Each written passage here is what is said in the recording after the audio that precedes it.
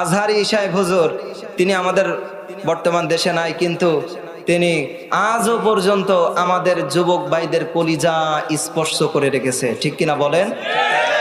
আজহারি সাহেবকে যারা ভালোবাসেন, আমি আজহারি সাহেবের হুজুরের সুর দেওয়ার পরে লিল্লাহি তাকবীর আপনারা একজন দিয়া আমি দেখবো আজহারি সাহেবরে এই কোরআনের পাখিটাকে কে কত ভালোবাসেন।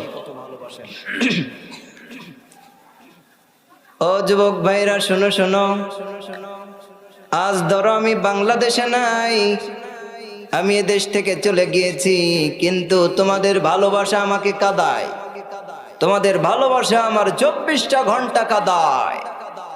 ও যুবক ভাইরা, আমি তোমাদেরকে বলতে চাই, তোমরা আমাকে যেমন ভালোবাসো, আমি তোমাদেরকেও কোরআনের জন্য তেমনটা ভালোবাসি। অবশ্যই আমি আজহারি সাহেবের সুরে এই কথাগুলো বলার কারণ হইল এইটা।